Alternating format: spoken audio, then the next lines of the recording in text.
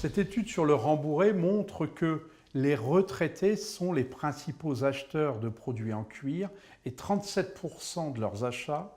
correspondent à des produits revêtus cuir. Ces retraités, en fin de compte, poursuivent leur logique d'achat puisque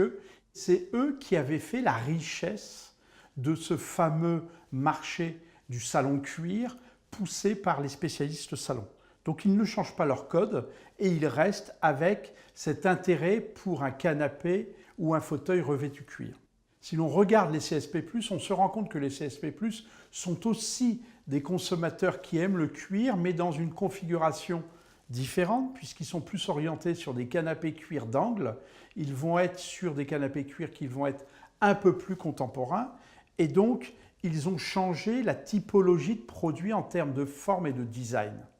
Enfin, quand on regarde le type de produit acheté par les CSP-, on se rend compte que dans les années 80-90, les CSP- étaient des clients extrêmement importants pour une partie des spécialistes salon, puisque ces CSP- achetaient du canapé cuir pour atteindre un certain statut social, et que, de nos jours, avec leurs problèmes d'arbitrage budgétaire, eh bien, ils vont plutôt vers une offre de simili-cuir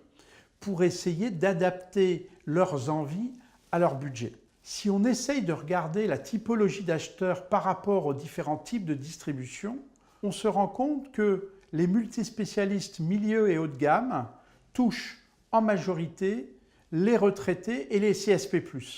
Côté spécialiste salon, on voit que le poids des retraités et des CSP+, est équivalent puisque chacun représente 40% des ventes en valeur de ces spécialistes salon.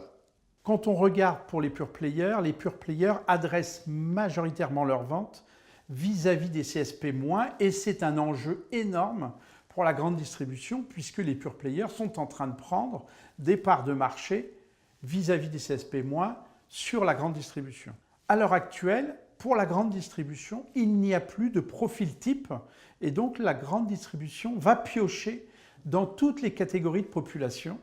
et du coup on peut s'interroger sur les difficultés à venir de cette grande distribution qui augmente son pavé salon, la surface affectée au salon